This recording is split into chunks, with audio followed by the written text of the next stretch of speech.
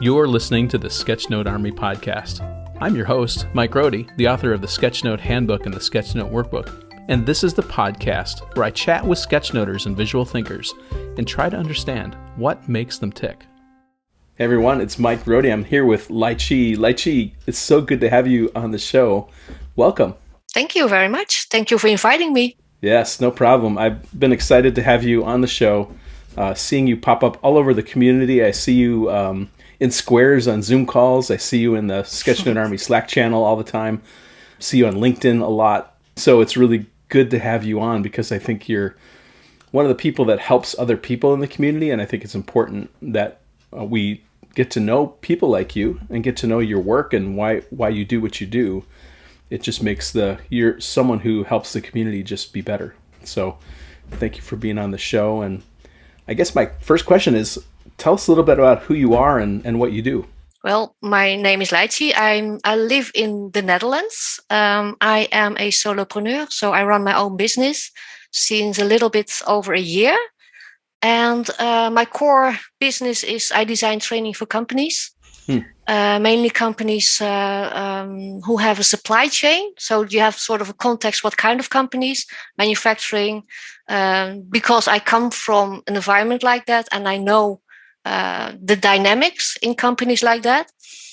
And I do a little bit of commission work and I try to learn as much as possible from different people.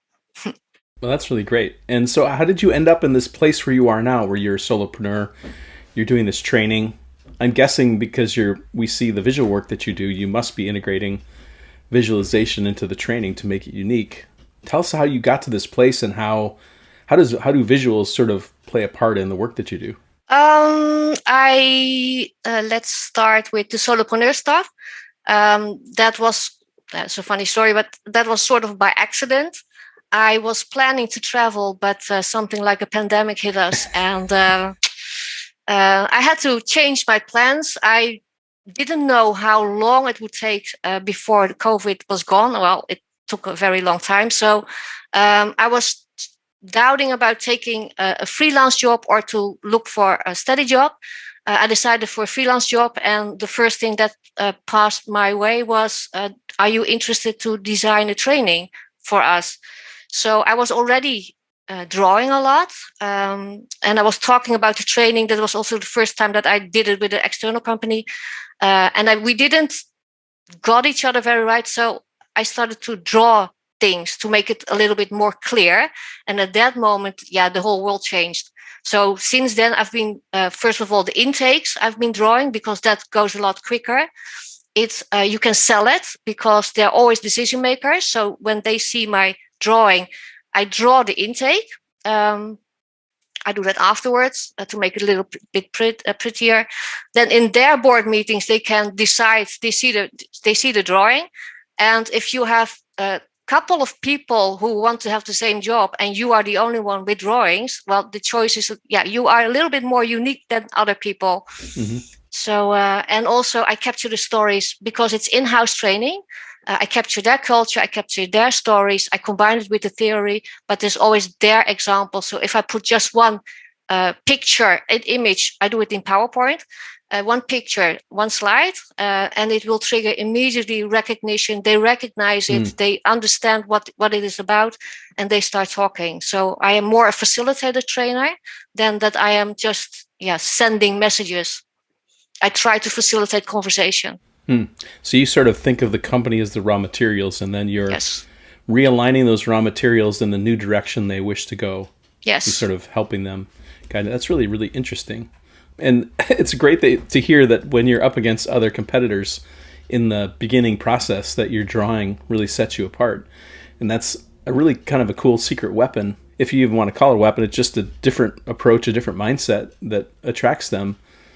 And, I just love the idea that you're also using the information that the company gives you and reflecting it back to them, right? That's just such a smart way to capture their attention because it's all about them, right? You're helping them move forward with their own information. That's pretty cool. Yeah, but that's exactly the reason why they want to have people designing a training for them. So, yeah. Mm-hmm.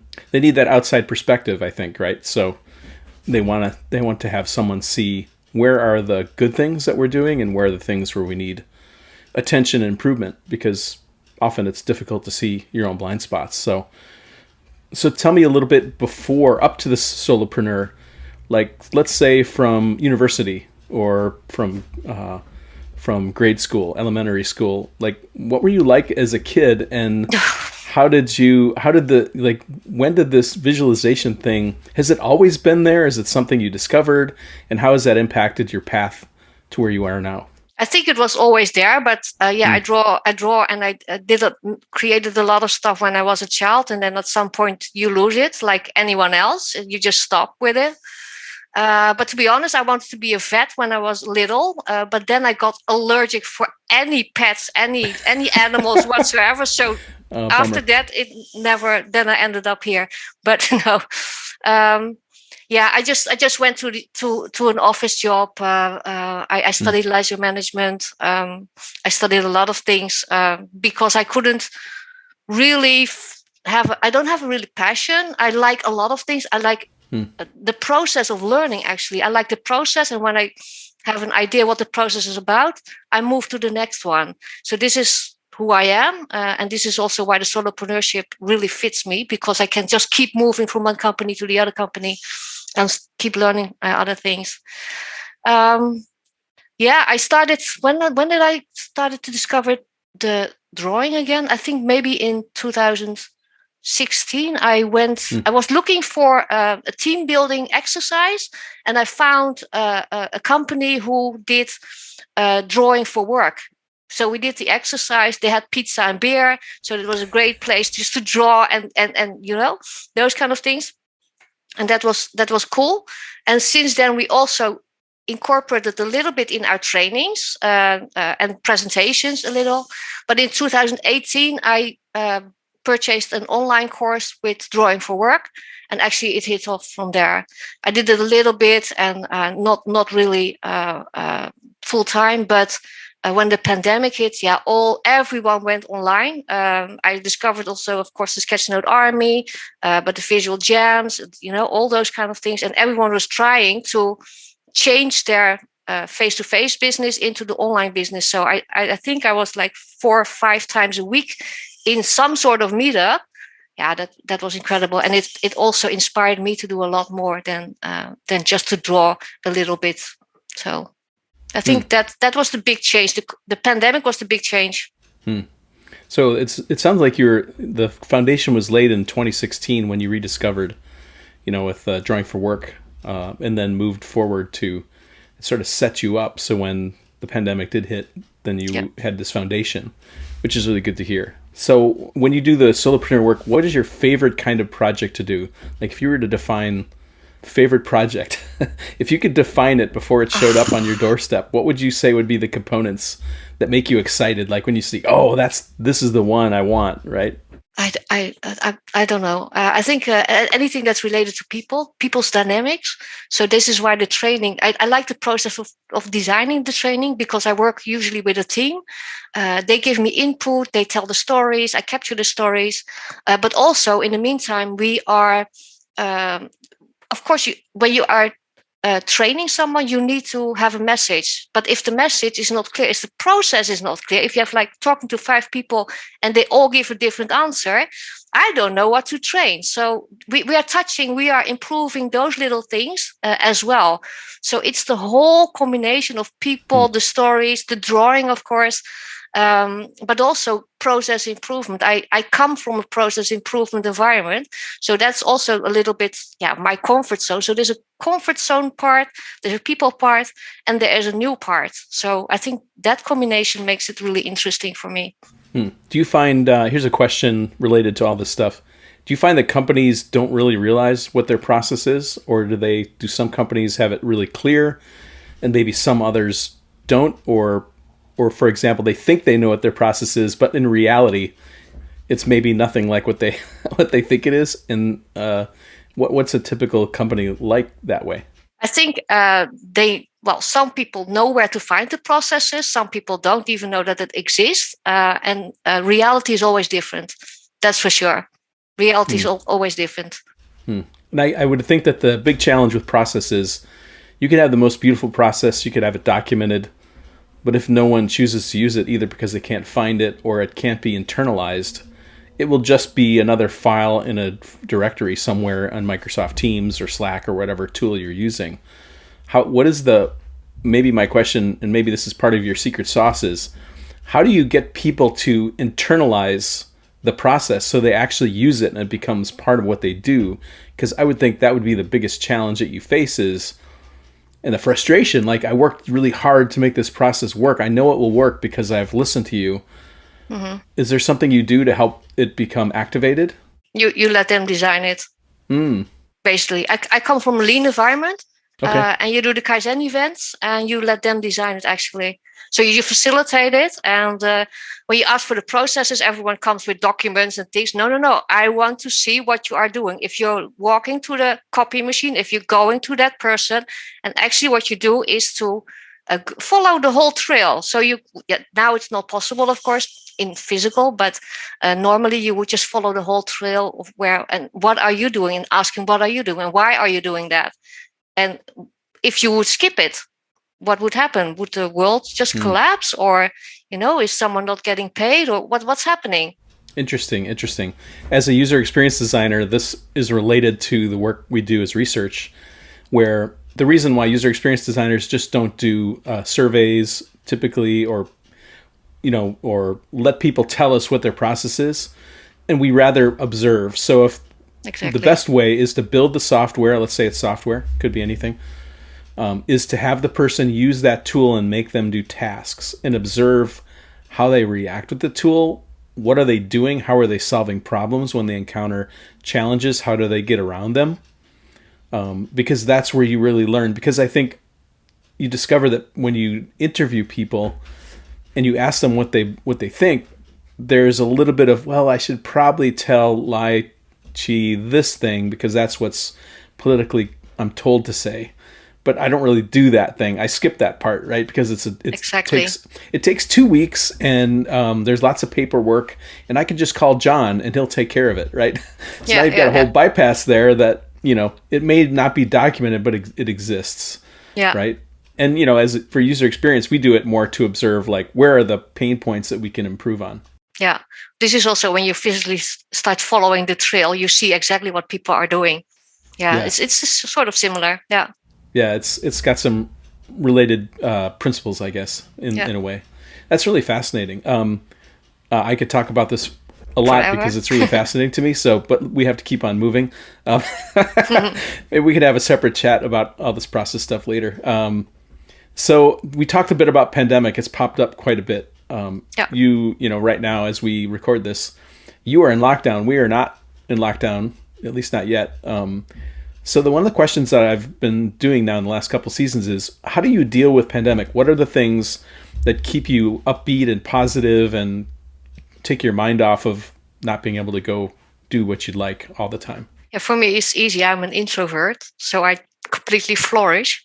And I can, I join a lot of meetups and things, but that's something that I control, right? So if I don't want to, I can just master my own time. I have control over my own time. And I am a continuous learner. So I can, I just can, I don't have a problem with, actually I flourish with pandemic. So I can do all the stuff that I want. I have more time, of course, to do what I want. So, yeah. It's interesting, too, that maybe even the work that you're doing sort of now is bending itself towards your preferred way of working, right? I would suspect as a process person, maybe the toughest thing as an introvert is going into some place and meet a stranger and then follow them around their business, showing you all the steps that they take. Right now, you can sort of put it over an online meeting or something like that. And maybe they walk around with a camera or something. I don't know. It just seems like maybe in every way, this is sort of fitting you.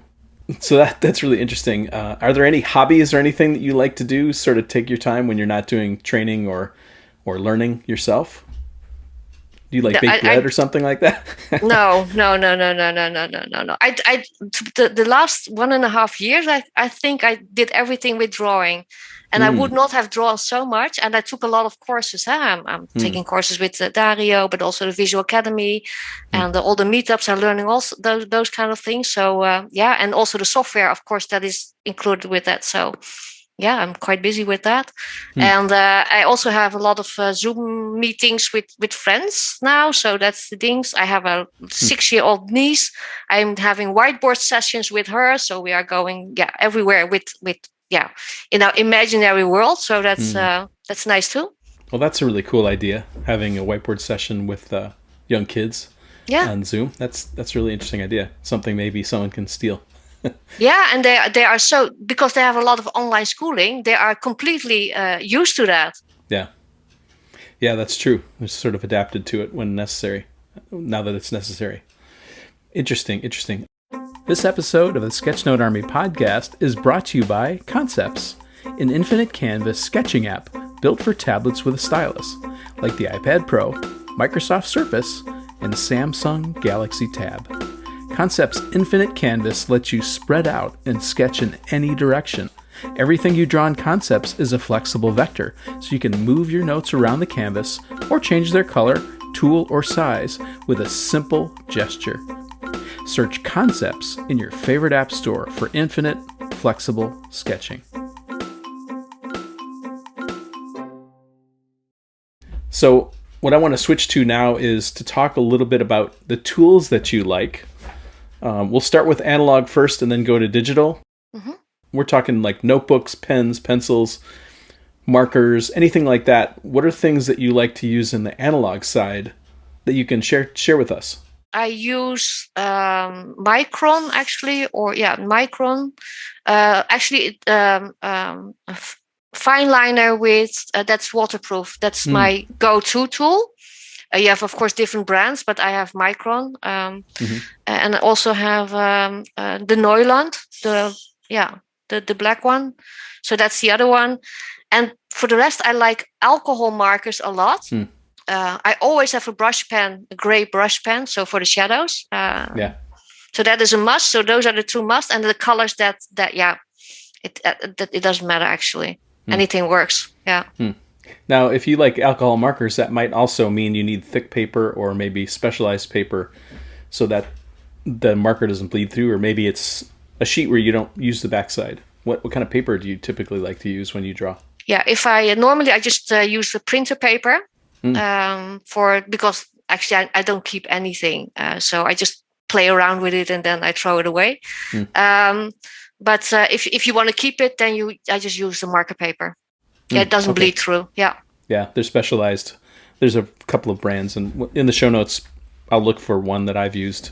And if Lai Chee, if you want to send a sample of the kind that you've used, it's not hard to find, especially in art store or online. You can just search for marker paper, and yeah, exactly. I think what they do is they take the paper and there's some kind of coating that they apply to it, and then they also run it through rollers so it becomes really smooth.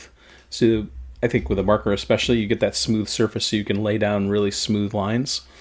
One of my old school skills, which is I haven't used much but probably should get back into, is marker rendering. So back when I was a design student, it was pre-computer stuff. And so we learned how to do marker renderings. That was like the most fun that I had doing work in college, because we were students. We couldn't afford stock photography. We couldn't hire photographers. And most of the time we were doing like proposed layouts. Like if I'm doing this layout for this beer or whatever, we'd have to produce some kind of an image to show what the ad would look like. So we had to do marker renderings, and I think I still have a book here. It talks about all the tips and techniques. It's actually really fun because it's really fast and it's very immediate. Like the immediacy is really there. So you're making these lines, and suddenly this thing is emerging. It's really kind of fun. Yeah. So maybe cool. I should pick that up in 2022. Yeah. Teach a course on marker rendering from the old school. Exactly. You just never know. So now let's switch to digital. I assume you must use digital tools.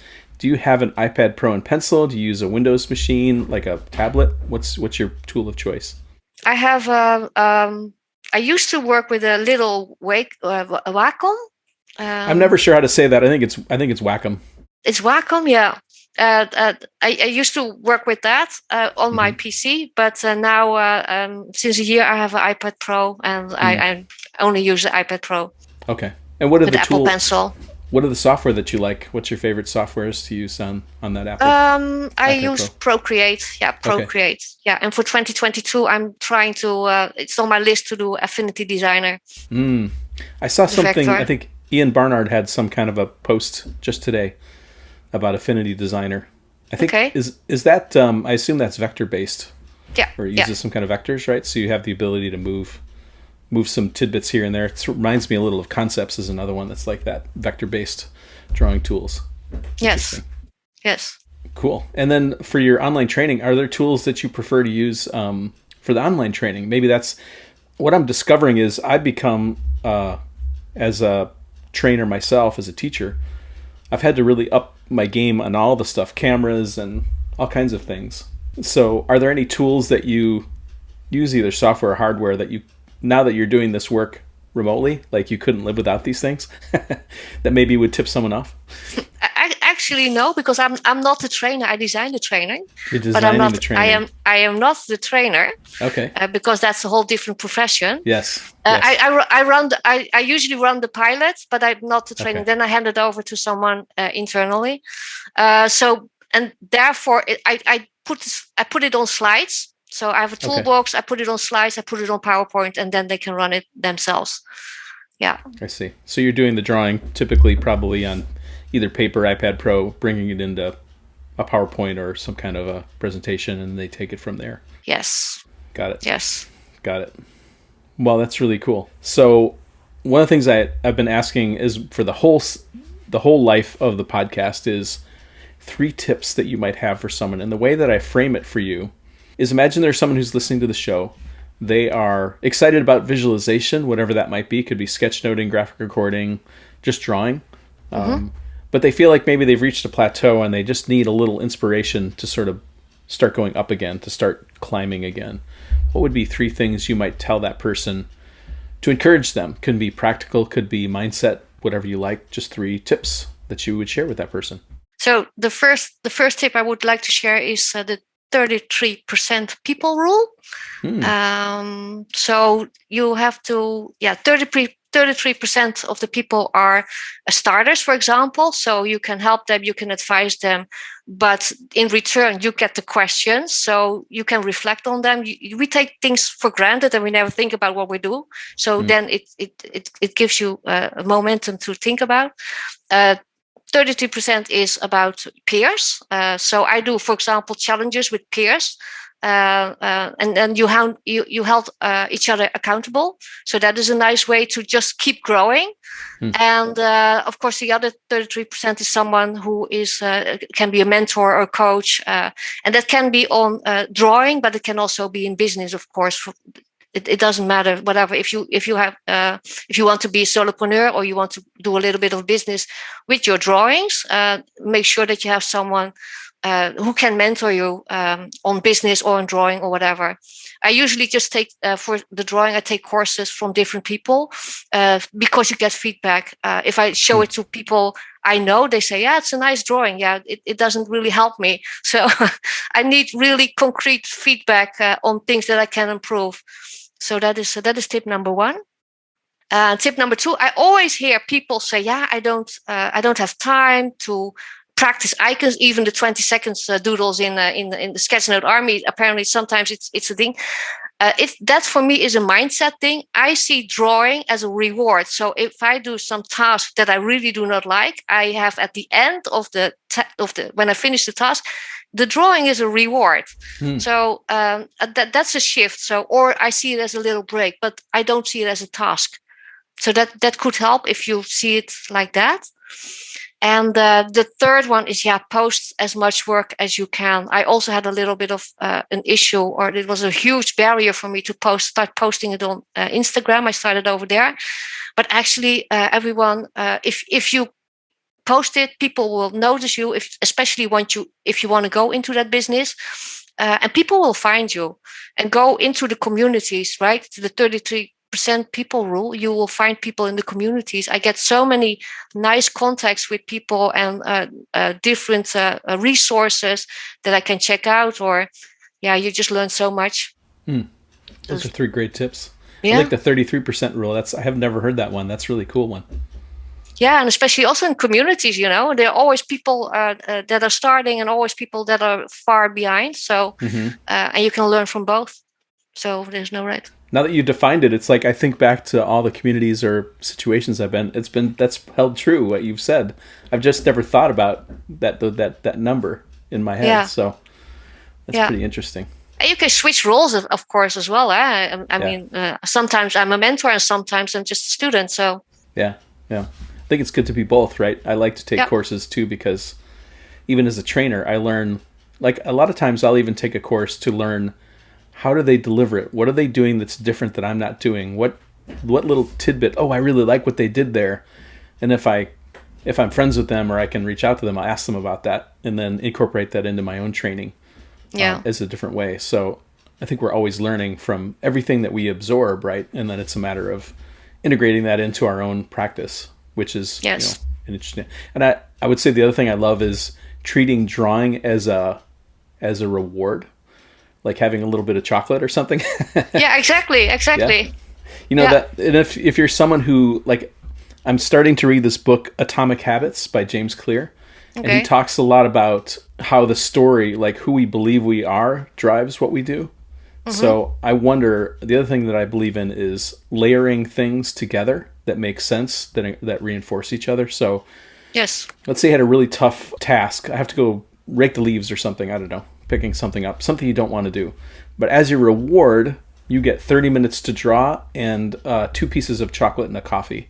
So I've always believed in that, like to encourage people to draw is to go, if you want to do drawing, mark off time for yourself.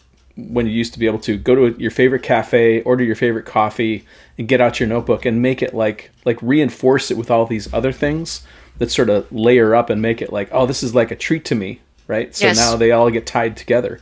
So every time you have that chocolate, you think about the drawing, or you have a coffee, you think about the drawing. And then when you're drawing, you're thinking about the coffee and the chocolate, right? So they now become integrated, and the reward center in your mind gets hit, even when you're not doing the other 2 parts. So that's a really great tip. Well, Lai Chee, this has been really fun. I've learned so much about you, and it's really good to hear. I love the impact you're having on the community, how you're always looking to help people. I see you helping in the Sketchnote Army Slack, on LinkedIn, on Instagram, and you're just a helping person. I really appreciate that you do that. Thank you so much for your service. It's being noticed in the best possible way. And I really hope that you continue, and that our community really helps become sort of a safe, fun place for you to be, and that, of course, you're helping that it become that. Tell us what's the best way for someone to find you, and where the places you are. I think you're on Instagram and LinkedIn, but maybe you have a website and some other things. Give us some of those links so people can find your work and get connected. No, I'm actually only, it's a bit weird for a solopreneur, but people find me through the communities. So they contact me through the communities. Yeah. And I only have an Instagram and only have a LinkedIn account. And that's basically it. For 2022, it's on my plan to do something about more visibility. But for now, I only have those 2. And of course, they can find me through the Sketchnote Army. I get some DMs. Yeah. Yeah, and that's... I'm sure that if you went to either LinkedIn or Instagram, that Lai Chee is sort of a person who's going to make sure that everything is done properly. So if you hear this a year from now and you go to one of those places, you'll probably see her new website or whatever thing that she's cooking up in 2022. So those are 2 great places to go find her. Lai Chee, this has been really great. Thanks so much for your time. It's so good to talk to you. Thank you for the invite. Thank you. You're so welcome. And for everyone who's listening and watching, this is another episode of the Sketchnote Army Podcast. Until the next episode, talk to you soon. The Sketchnote Army Podcast was created by me, Mike Rohde, and brought to you by Rohde Design Studios.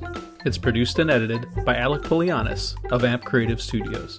The theme music was created by John Schiedermeyer. To support the creation of the show, I invite you to buy one of my books, the Sketchnote Handbook or the Sketchnote Workbook. You can find the books on Amazon or go to peachpit.com and use the code ROADIE40 for 40% off. Please share this podcast with other visual thinking friends, and be sure to leave a nice rating on iTunes or your favorite podcast listening app so others can find the show.